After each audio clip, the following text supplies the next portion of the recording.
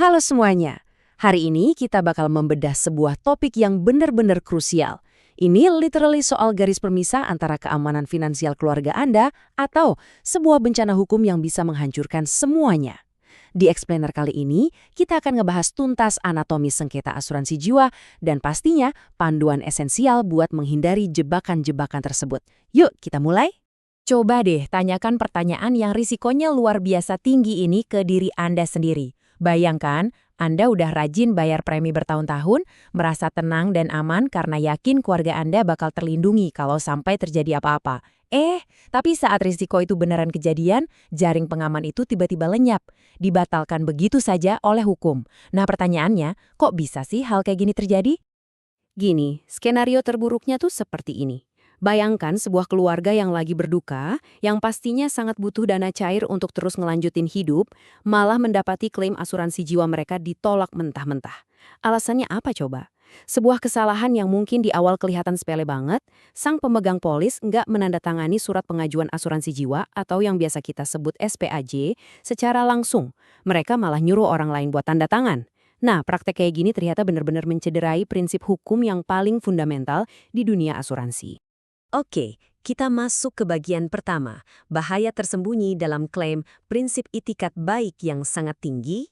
Semuanya ini berakar dari satu prinsip inti yang disebut utmost good faith, atau itikat baik yang sangat tinggi. Kalau kita lihat aturan mainnya di pasal 1320 KUH Perdata dan pasal 251 KUHD, sebuah kontrak asuransi itu menuntut kejujuran yang mutlak. Jadi, kontraknya harus benar-benar bebas dari yang namanya paksaan, kekilafan, atau penipuan. Setiap info yang salah atau sengaja disembunyikan, bahkan kalau niat awalnya baik sekalipun, itu otomatis bakal bikin asuransi Anda batal. Kenapa? Ya karena pihak asuransi nggak akan bisa ngitung resiko dengan akurat kalau data dari awal udah palsu kan. Dan ini dengan sangat jelas mengilustrasikan perbedaan krusial dari dua tindakan yang kelihatannya simpel ini. Kalau Anda baca dokumennya, lalu membubuhkan tanda tangan Anda sendiri, nah, ini baru melahirkan kesepakatan yang mengikat secara hukum dan beneran ngelindungin ahli waris Anda. Tapi, gimana kalau Anda nyerahin urusan ini ke agen atau orang lain? Wah, hati-hati. Secara hukum, kesepakatan itu dianggap nggak pernah ada. Ini langsung dikategorikan sebagai pelanggaran serius alias penipuan yang ujung-ujungnya bikin polis dibatalkan dan pencairan dana Anda hangus total.